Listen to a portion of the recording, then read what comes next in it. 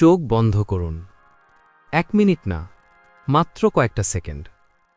মনে করুন সেই মানুষটার কথা, যাকে আপনি খুব করে পেতে চেয়েছিলেন, কিন্তু কোনোদিন পাননি। এখন একই সাথে ভাবুন আরেকজনের কথা, যিনি আজ আপনার পাশে আছেন। লক্ষ্য করুন, দুজনের জন্য আপনার অনুভূতি কি একরকম? একজনের কথা ভাবলেই হৃদয় কেঁপে ওঠে, একটা অজানা উত্তেজনা আসে, আর অন্যজনের জন্য মনটা কেমন শান্ত হয়ে যায়।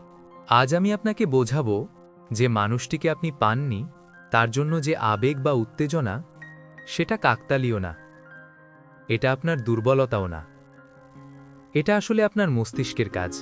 আমাদের মস্তিষ্কে আছে একটা সিস্টেম, নাম রিওয়ার্ড সিস্টেম।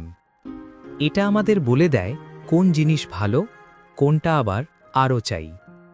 যখন আমরা এমন কাউকে চাই যাকে পাওয়া নিশ্চিত না, তখন মস্তিষ্ক একটা বিশেষ রাসায়নিক ছাড়ে। এর নাম ডোপামিন। এটাই উত্তেজনার মূল কারণ। ভাবুন, আপনি কাউকে মেসেজ দিলেন, রিপ্লাই আসেনি। 5 মিনিট, 10 মিনিট, এই অপেক্ষাটাই আপনার মস্তিষ্ককে আরও ব্যস্ত করে তোলে। মনোবিজ্ঞানে একে বলা হয় ইন্টারমিটেন্ট রিওয়ার্ড, মানে কখন ভালোবাসা পাবেন আর কখন পাবেন না আপনি জানেন না। এই অনিশ্চয়তাই মনকে আটকে রাখে।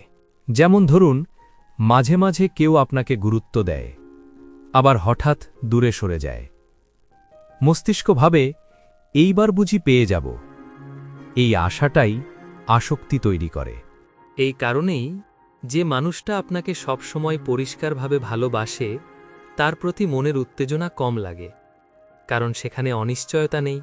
কিন্তু যে মানুষটা মাঝে মাঝে কাছে আসে আবার দূরে সরে যায়, তার জন্যে আপনার মস্তিষ্ক বারবার অপেক্ষা করতে থাকে।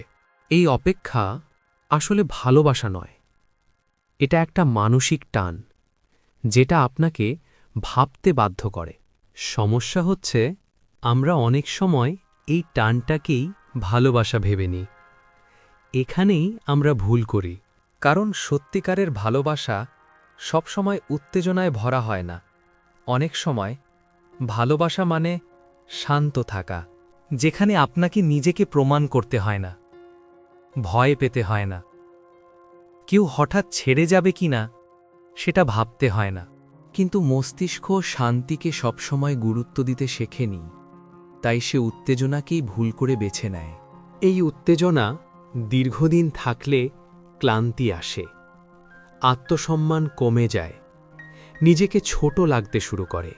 তাই আজ একবার নিজেকে প্রশ্ন করুন, আমি কি মানুষটাকে চাই, নাকি আমি শুধু এই অনিশ্চিত অনুভূতিটাকেই চাই? এই প্রশ্নটা সহজ না, কিন্তু সৎভাবে নিজেকে করলে অনেক কিছু পরিষ্কার হয়ে যায়।